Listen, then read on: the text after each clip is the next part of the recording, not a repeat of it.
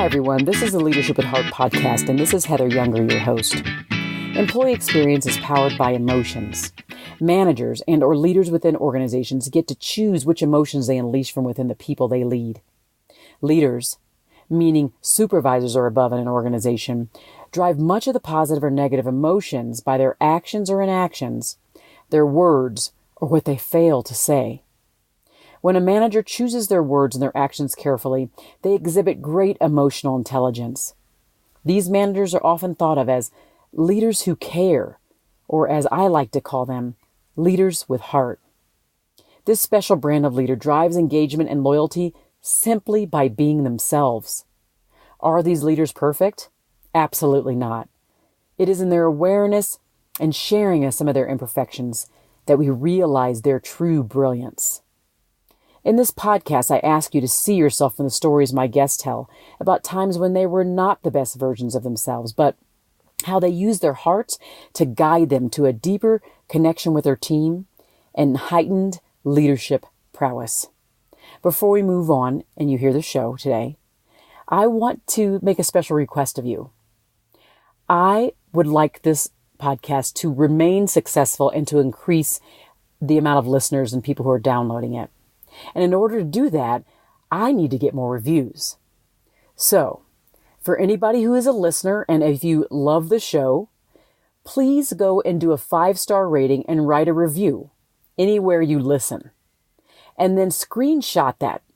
If you screenshot that and you email me at heather@customerfanatics.com, heather@customerfanatics.com, then in the next show, I will give a kudos to you for doing so, because I actually am very appreciative of anybody who does write those reviews. And if you already have done so, thank you very much.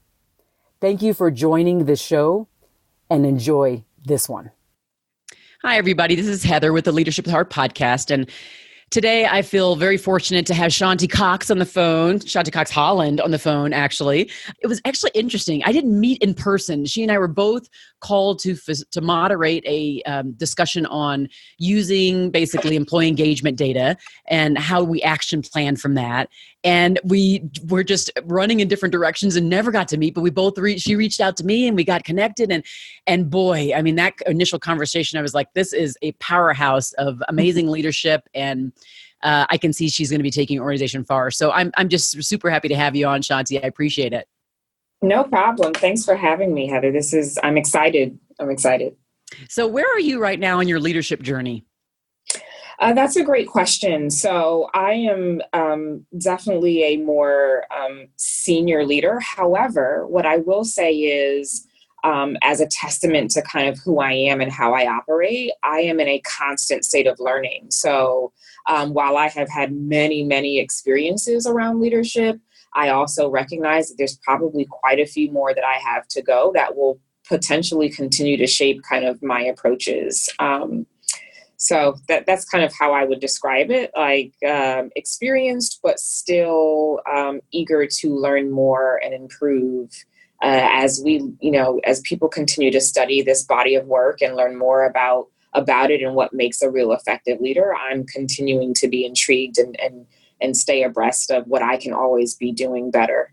It's interesting, yeah, because I always talk about this as a journey and there is no destination, which can be really dizzying to many people because we don't arrive. We never arrive. So if you're if you're listening on the show right now, we don't arrive. But we just have a constant state of like becoming more enlightened at every corner, whether it's through us going down in that valley I talk about or coming up to the peak, right? But there's those learnings and the brilliance in between. So I appreciate you saying that you're in constant state of learning. I think that's revealing about you for sure. So where did your drive to lead come from? Because some of us can kind of point back to people or events. I'd love to know where your drive to lead comes from. So here's what's really interesting about that is I never actually in myself had a drive to lead. It was always pointed out by others that I should lead something, which I think is an example or a testament to my style. I tend to be quite humble and quite modest while still being very confident in my leadership style. But I think there's a component of that which is critical to being a leader, which is from this never having an outright desire to lead a large organization, for example, or wanting to be at the helm, comes this ability in me to recognize that leadership is not about me. It's about the work that needs to be accomplished and the people that I'm leading. And so it's a huge testament to my style and my approach to it.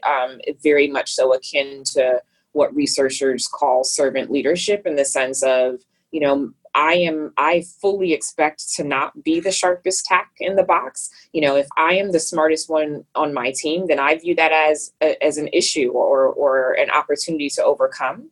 I think that my value as a leader is actually in allowing others to shine. And so never really had a single moment where it was like, this is, I want to be a leader. But I will say, if you allow me a moment, I do want to talk a little bit about kind of what do I think my job as a leader is, and therefore kind of what got me to that philosophy. And so I think, a leader really has 4 jobs. I think the first one is to be able to communicate a really clear and focused vision for what you're trying to accomplish or achieve, or where you're trying to get to. And I think job number 2 is around really ensuring a variety of perspectives are considered in what it is that you're doing as a team.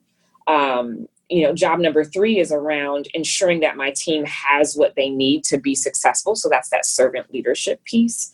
And then job number 4 is to really acknowledge a job well done and celebrate successes, however small, along the way, because that's what helps encourage the motivation to keep going and keep working and keep putting in the extra mile. And I think what really got me there is not one thing, but instead a collection of things. And I think the catalyst for it happened probably at a pretty young age for me. I was probably about 16. And I remember going away to a youth leadership camp in the woods of New Hampshire, I believe it was. And, I was given a task to myself and about 20 other young leaders to, get a set of supplies across a lake without knowing, how many supplies we needed or what the mission was. It was called a quest. And at different points in this quest, our facilitators would introduce a new challenge. And at one point in time, challenges might be things like, the only language that can be spoken is French, for example, of which only 3 people in the group spoke French. Or, you can only use your left arm. And if there were only 2 people in the group that were lefties, like they were now the dominant. So what I really took away from that was a couple of things. One, your situation and the context of your challenge can change at any point in time. And therefore, what allows you to remain successful is to constantly be able to have a variety of different perspectives and skill sets and expertise on your team so that you can handle whatever comes your way and be able to still produce an output. And that lesson wasn't fully received by me in the moment, but as I've progressed in my leadership and thought back to that, I realized that has become the hallmark of what I think is important as a leader, particularly around, again, ensuring every perspective has an opportunity to be heard and making sure that my team has what they need, because collectively, that's when we deliver as opposed to any one individual. It's a really long answer, but hopefully I gave you something valuable in response to your question. Yes, absolutely. And I think the people that were listening probably were taking a lot of notes during that time too. Definitely a lot of value there. I appreciate that. I'm curious to know, the people that you lead, what do you think they would say about your leadership style? I ask them from time to time, actually. Yeah. So one is, I think they would say, first and foremost, I'm pretty candid. I am one of those people where I'm gonna tell you what I think, how I feel. I'm gonna be empathetic and I'm gonna be considerate about it. But you're never gonna have to guess where you stand with me, what my reaction might be to your work, those types of things. So I think one of the first things that they'll say is, I'm pretty candid, pretty direct. I think another thing that they will acknowledge is I'm also pretty inclusive, in terms of I'm constantly saying, when something comes to me about, hey, what's your decision, or what are your thoughts on this? My very first question back is often, well, what do you think? And it's really important to me to make sure that people feel that they have an opportunity to share their perspective and their voices and their recommendations, as well as if it's, for example, a meeting setting. I make it a point to make sure that everyone has the space at some point in time in that session to share what their reaction, their thoughts, their questions are. And so I think inclusive is something that people would really say about me. And then I think, another one might be, I'm always thinking about the art of the possible. I'm always thinking about, well, how can this be better? What's next? What else are we missing? What's another way for us to think about this? So that's constantly some of the questions that I offer up. And then the last one is, I'm really big on coaching. And so I'm really big on, let's roll up our sleeves together. It's my job to be able to highlight, hey, what's an opportunity? How can we do something better? But then not just stop there. How can I be a potential source of helping to correct this opportunity or address this opportunity? So I think they would also acknowledge a real teaming perspective of me kind of being in the trenches as well, as opposed to kind of off on the side. I love that. I just think those are the best leaders. I mean, I know there are some people that they're obviously, if it's a CEO, you can't be in the trenches nonstop with your people. You have to be doing some other strategic things, right? But having said that, you can't be afraid to get things dirty. And if you're doing stuff in the community, rolling up the sleeves, getting into some jeans, and actually getting there with your people, there's that time where even the top chief has to make sure that they are arm in arm, neck to neck with their people. So you're onto something there, and I think that idea of being disconnected, that lack of connection inside the workplace, makes people's eyes stray to other organizations that have that connection. So if you are a manager that creates that connection, you're already ahead of the pack. Yeah. All right. So I'm curious, we hear that all of the great things and all the things that you've done and how you are as a leader, and the idea of the inclusiveness and being in the trenches of your team. Is there a time, though, that you can think about, and a story that you could share that could be very specific, if it could, with the people who are listening? A time when maybe you weren't the best version of you. You just weren't very proud of your leadership in that moment. And so what did that look like specifically? And then what did you do to come out of that place? Yeah, I mean, I think it's, I think one of the lessons that I learned earlier on is around kind of really taking the time to do two things. One, understand where people are and meet them where they are. And then two, I I underestimated the importance of doing the same about myself for others. And so what I mean by that is I was very work focused, very mission focused, always kind of about like, what is the thing that we have to accomplish? What is the objective that we're trying to do here?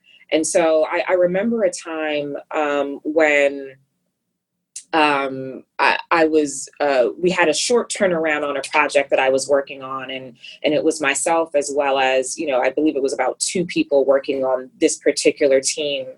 And I started every meeting with, jumped right in with, okay, so what's the status? Where do we have to go? What's left? Those types of things. And we delivered the project. The project was hugely successful. But what happened is we do a bit of kind of like an NPS or a net promoter score, or a bit of an after action review from the project. And what came back as feedback to me as a leader was I seemed to be I seemed to not care about the people on the team. I seemed to be only focused on the mission. And while we got there, it appeared as if I wasn't really concerned with how we got there. Which couldn't be further from the truth. I just was one of those people that kind of believe like, look, we have a mission to accomplish. We must achieve high performance. I expect it of myself, so I'm expected of people that I'm working with.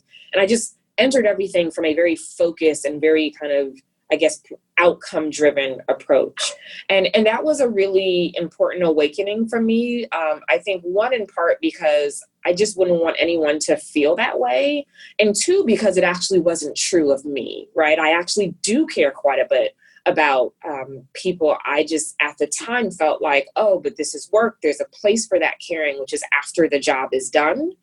And so, after that, I ended up doing an assessment about my leadership style, which was hugely valuable.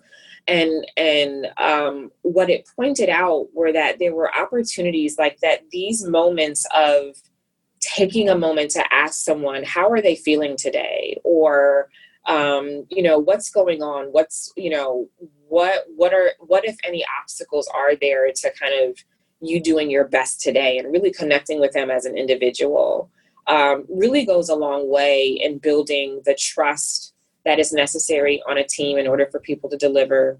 It really goes a long way in being able to create this space for people who want to share their thoughts because they think that they will be valued. So what felt like something that was a waste of time, quite frankly, and taking time away from doing the work, actually would be more of a contributor to getting a better outcome, because people felt like they were a part of the team and that they were cared about as more than just the producer of an output. So that was kind of the first part of the lesson. And then the second part of the lesson that I got was the importance of being able to share with people my perspective and why I was thinking the way I was thinking, and why I might react to something a particular way or make a particular decision. Because what that translated into was for the next time, them considering those things as a part of their own work, or being able to know how best to frame something when we're talking about something as a team, because they already know the things that are important to me in terms of how I might react to it. And so it really was a time saver in some cases. It allowed them to arrive at better outputs.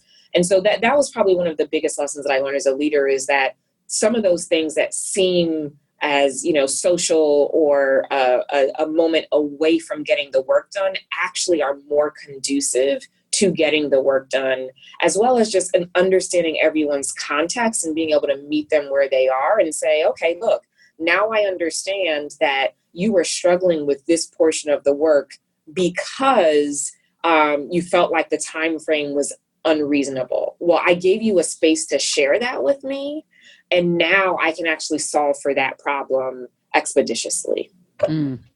So I'm curious to know, what do you do when you find yourself, we usually know this, we can feel it in our gut. We may not always respond in an appropriate or quick enough way, but what do you do when you feel like you might be getting a little disconnected from the team that are directly reporting to you? What do you do to reconnect with them? Yeah. So, one of the fourth job that I said as a leader, which was acknowledge a job well done, I think this is one that is often overlooked, right? And so it connects to how I connect with my team, which is, I first of all, periodically, we just have sessions together where we'll just go offline for a day together and just be together as a team to work on a couple of things. And that always includes something that is about learning about each other as a team. So really creating that space to force everyone on the team to understand each other as individuals better. That's always a component of it. A second piece is almost always a professional development component, so that we're learning and expanding our expertise and knowledge base together as a team. And then the third component is being able to come together and bring that thinking together on a particular task that we're working on to actually move our work forward. So one I would say is, very intentionally structuring these periodic offsites, as you call them, to make sure that we're gelling together as a team. And then the second piece is around celebrating. And so I am really big on looking for an excuse to celebrate a win, no matter how small it is. And I think that from that comes this essence of team building and connection, and seeing people as individuals, and acknowledging that job well done encourages additional jobs well done, not only for that individual, but for others on the team that now have an opportunity to see that that work is appreciated and what a job well done looks like. And so I use typically those types of mechanisms to really make sure that the team is staying connected, or if I feel like we're getting off track, we'll initiate or insert a moment or a milestone to have that type of connection. Okay. Awesome. That's great. I think whenever we're purposeful in creating those connections, that's when, again, the people's eyes won't be so tempted to look elsewhere for a place that does help establish connection for them. I always talk about there's different levels of connection. Leadership connected directly to your director or your manager or your supervisors is a number one most important thing, but there are other ways that they need to be connected, like connected to their coworkers and connected to the community and connected to the executive leadership team. And so basically managers have to kind of curate that type of experience, and HR helps with that for sure. And they are the partners with those managers in that effort to make sure they create connections. So I think that this is great. It's awesome. Thank you so much. So what for the leaders who are listening in, let's say they just need a little bit of extra motivation today, or they are at a crossroads in their leadership. They just need a little bit of something to ignite that. What would be a couple pearls of wisdom you might leave them with today?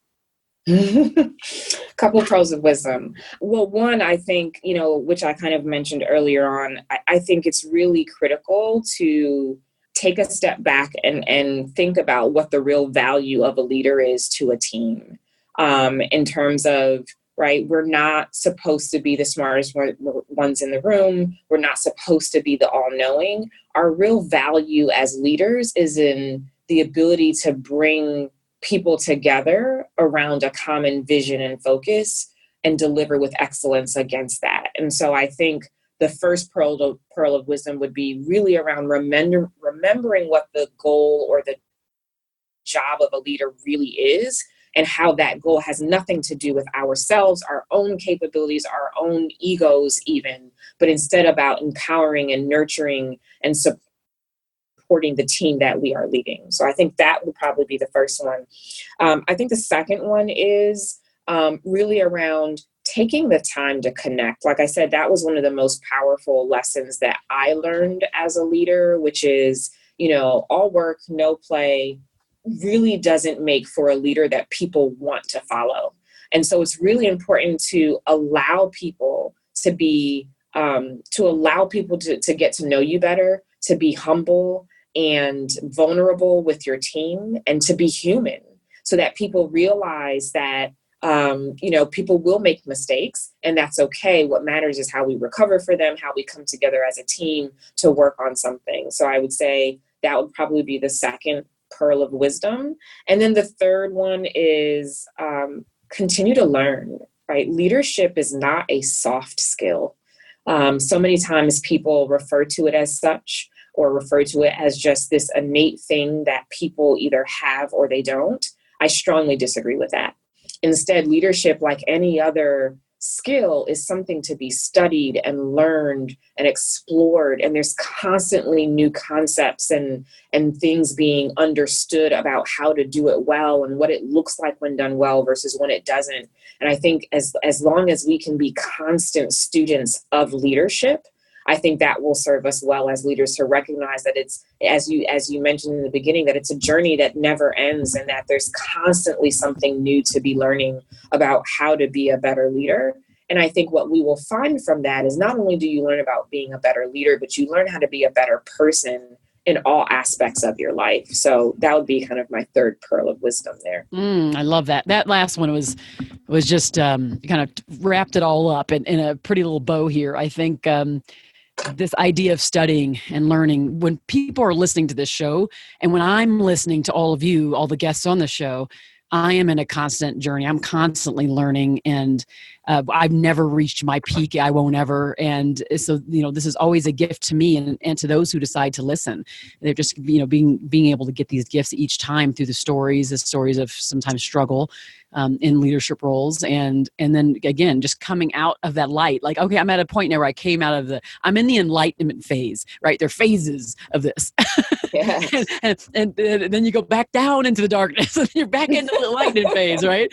That's what I feel. So, through these pearls that you deliver, And that's where some of that brilliance and that light starts to open up for us. So I definitely appreciate that. So for those who are listening right now, if you are writing notes like I am and just kind of taking all of this in, again, no, it's not a destination, it's a journey. I appreciate you're on it with us. If you love what you heard today, please do make sure that you share it with those far and wide. And don't forget, in order to move it up on the algorithm inside of Apple Podcasts and all of that, you need to make sure you go and write a 5-star review and actually write the review. That way more people can find it. I definitely appreciate you joining. And Shawnte, thank you so much for all of this amazing wisdom you're imparting on everybody. No problem. My pleasure. Thanks for joining the Leadership at the Heart podcast. Thank you for listening to the Leadership with Heart podcast. You can grab the show notes by visiting customerfanatics.com. And don't forget to subscribe to our newsletter.